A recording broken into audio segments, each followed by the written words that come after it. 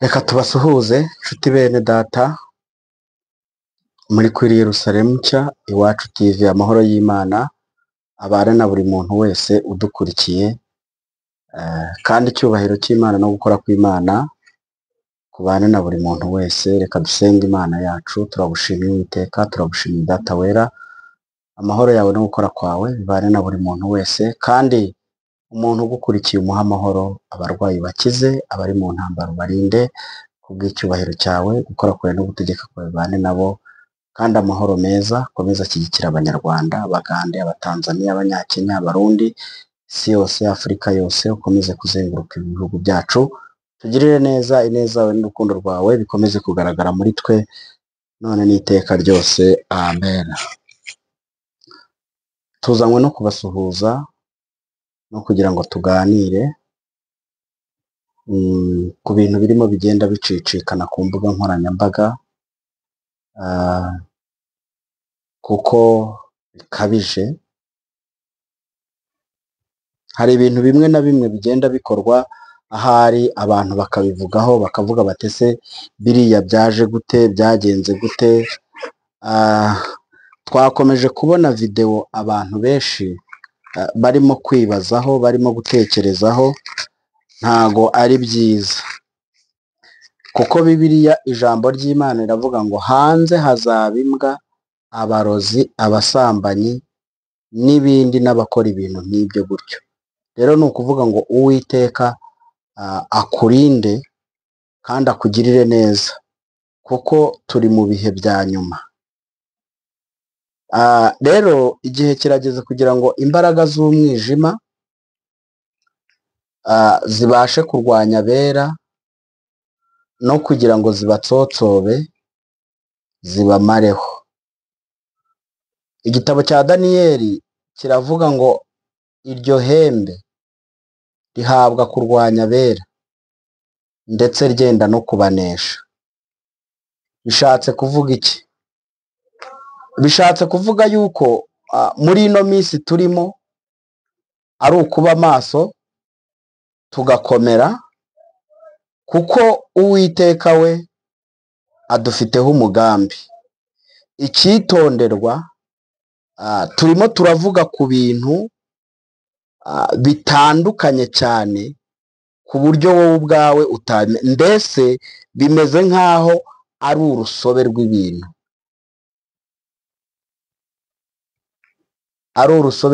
ku buryo utashobora no kuvuga ngo njyewe ndabimenye cyangwa ndanabyumvise. Ni imbaraga zirimo zikora mu ibanga ku buryo utashobora kubimenya. Ni ibintu bikomeye cyane, kuko uyu munsi wa none ufite uhishurirwa niwe muntu wenyine ushobora kuba yabimenya.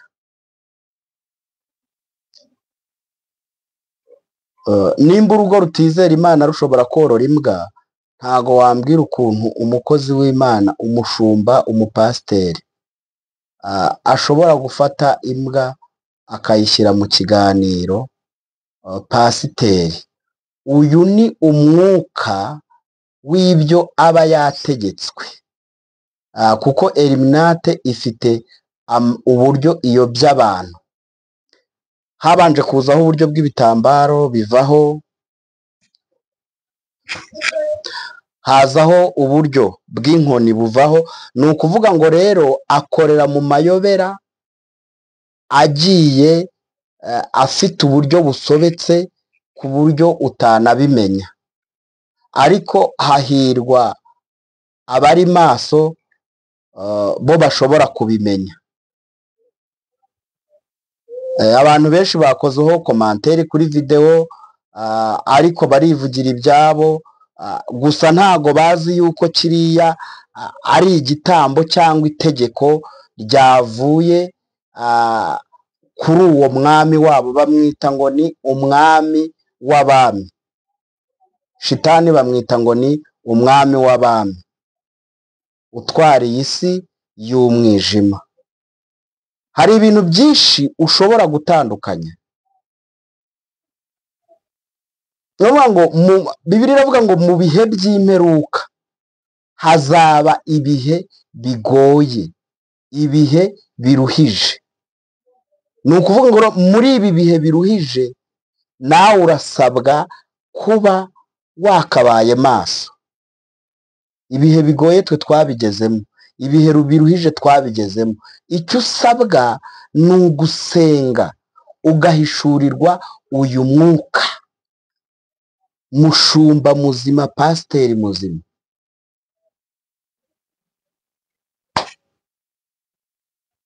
arazana imbwa mu kiganiro, abandi bakozi b'Imana bagakora komantere. Reka mbabwire, nitugaruka muri videwo, hari abantu bari badusabye kuzasesengura ibi bintu bya Illuminati. Tuzasobanura umwuka w'abarangi n'umwuka wa Illuminati n'umwuka w'abapfumu. Ndumva ari imyuka igera kuri 5 ariko ishobora kuba ikoresha muri runo rudubi rw'amadini n'urugaga rwa Illuminati, ariko byose bikaba ari ibintu birimo bikoreramo aho ngaho, ukaba utashobora kubitandukanya. Twebwe tukibwira ngo ni ugutwika ku mbuga nkoranyambaga, ariko ibintu byararangiye kera. Ni ukuvuga ngo biba byararangiye, nta muntu uba ukivuga ngo wewe arahari, aba yaragiye. Ukabona yubatse inzu nziza, ukabona aguze imodoka nziza, ukabona akoze ibintu yes, barahari, bakora ibyo bintu bakabigeraho, ariko hari n'abandi bashobora kuba hari ukundi kuntu babigenza. Uku kuntu babigenza rero ni ugusaba ubutunzi, ni ugusaba igikundiro. Iyo uri umukozi w'Imana, shitani arakunaniza cyane kugira ngo arebe yuko wazamwegera.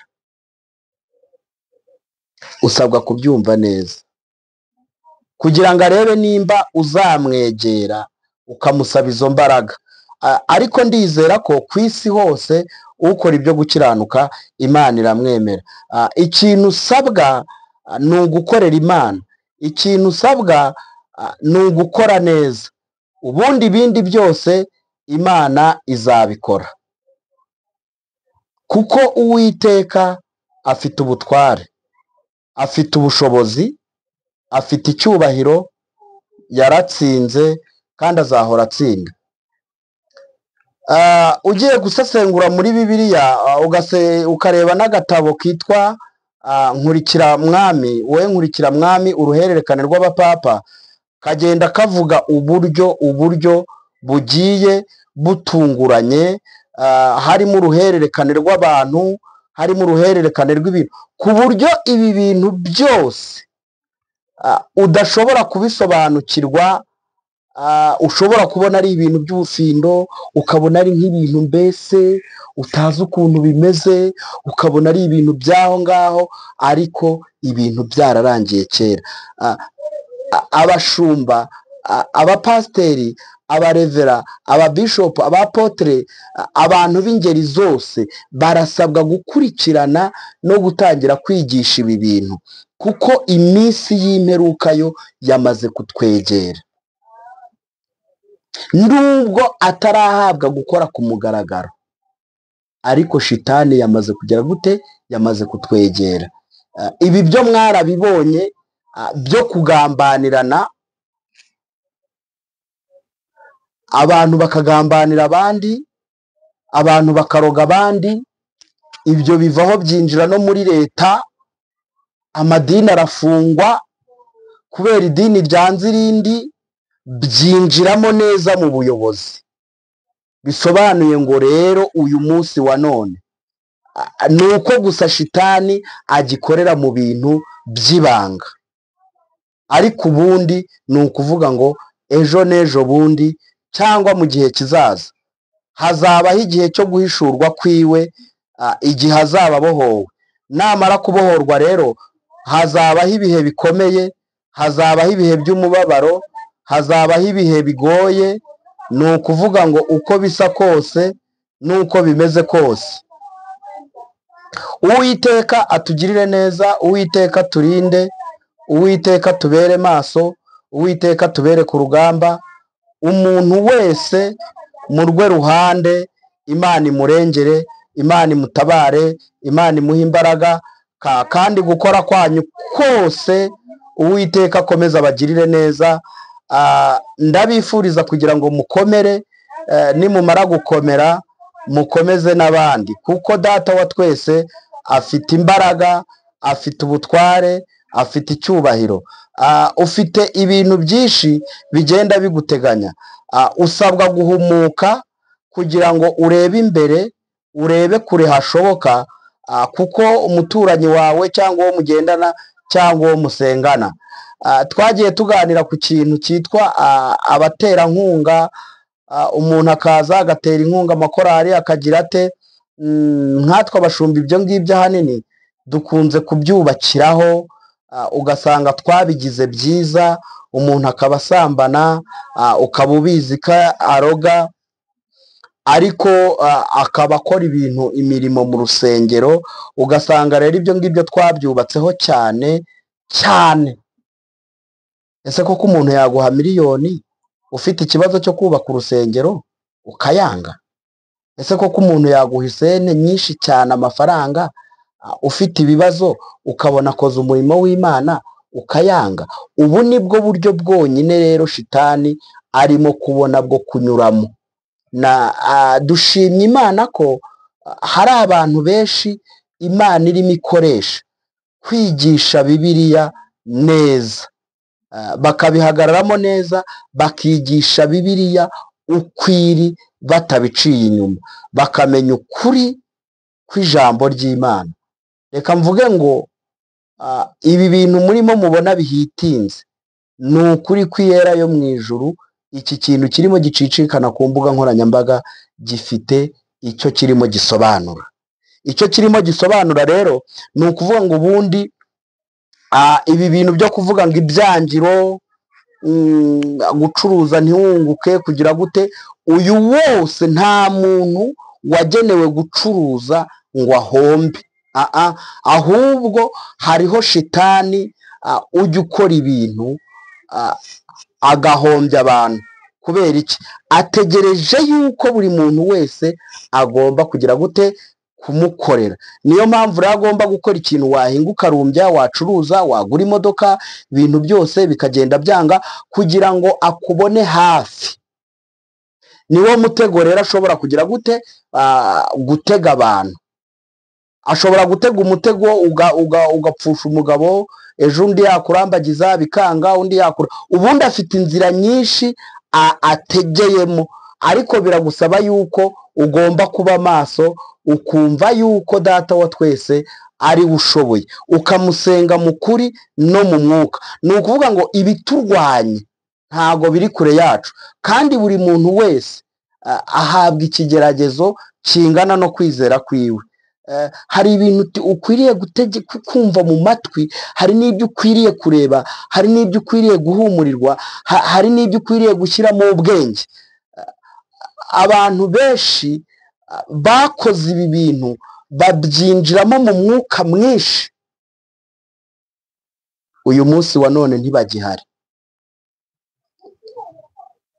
Uyu munsi wa none ntago bagihari. Bamwe turumva amakuru yuko bagiye gucuruza inzoga, bagiye gucuruza ububari, Bibiliya yo barayibagiwe, ntago bakiyikoresha. Bibiliya, ijambo ry'Imana bararyibagiwe.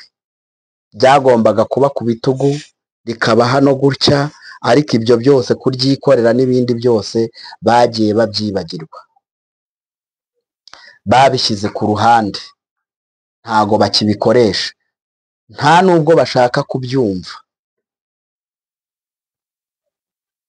Ariko hahirwa uwihangana kugeza imperuka, kuko uwo nguwo azagororerwa.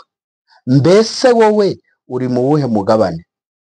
Umugabane nkwifuriza kuba urimo ni umugabane w'abera, ni umugabane wo gukiranuka, ni umugabane wo kubana n'Imana, ni umugabane wo gusabana n'Imana, ni umugabane wo gushaka ubugingo. Abantu benshi ubutunzi bubateranije n'abantu, abantu benshi icyubahiro kibateranije n'abantu, abantu benshi bibagiwe Imana kubera ibyubahiro barimo bashaka. Icyubahiro kizima gitangwa n'Imana. Komera ushikame, Uwiteka ari hafi kuza kutujyana. Icyubahiro cy'Imana kibane natwe mu izina rya Yesu, amen.